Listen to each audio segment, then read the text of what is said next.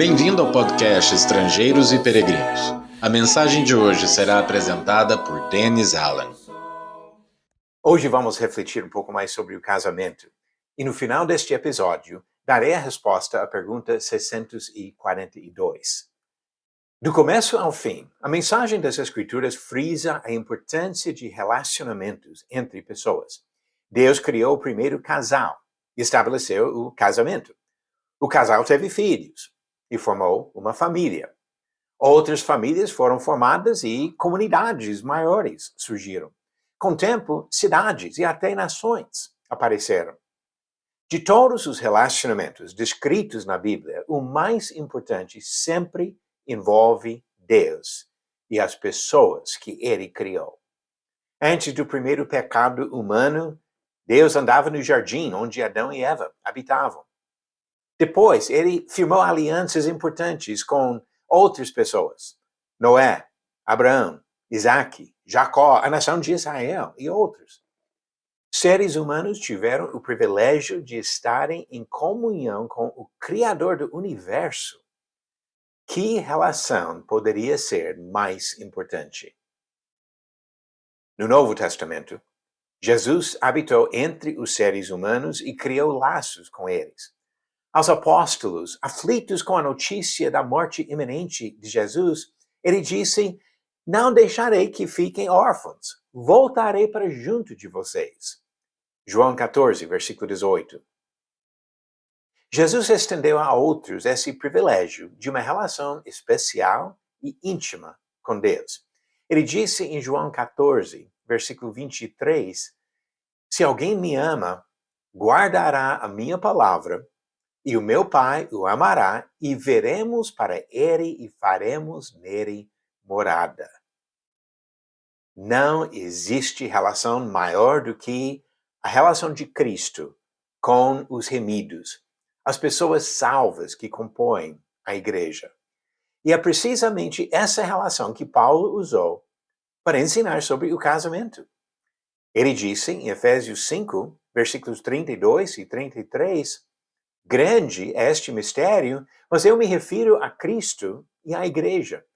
No entanto, também quanto a vocês, que cada um ame a própria esposa como a si mesmo, e que a esposa respeite o seu marido." Apesar de existirem vários outros relacionamentos humanos importantes, nenhum é mais importante do que o casamento. Para ajudar homens e mulheres a entenderem o valor do matrimônio, Paulo usou a comunhão dos fiéis com o próprio Senhor. Para manter sua relação com a igreja, Jesus se sacrificou. Maridos devem fazer o mesmo. Jesus continua perdoando os erros dos cristãos, como diz 1 João capítulo 1. Cônjuges devem fazer o mesmo.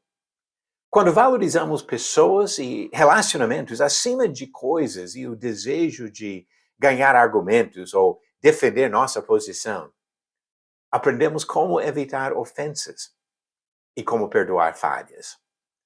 O verdadeiro amor pelo outro nos capacita para construir relacionamentos fortes e resistentes às tempestades da vida. Jesus ama sua esposa, a igreja, e deseja que ela fique com ele para sempre. Os casados devem seguir seu exemplo e se dedicarem à preservação do casamento para a vida toda. Agora vamos para as perguntas do dia. Pergunta 642. Qual livro do Novo Testamento fala de pessoas cerradas ao meio por causa da sua fé no Senhor? Alternativas: A. Lucas, B. Atos, C. Hebreus ou D. Apocalipse. A resposta certa, alternativa C. Hebreus. Diz Hebreus capítulo 11, versículo 37, "Foram apedrejados, cerrados ao meio, mortos ao fio da espada.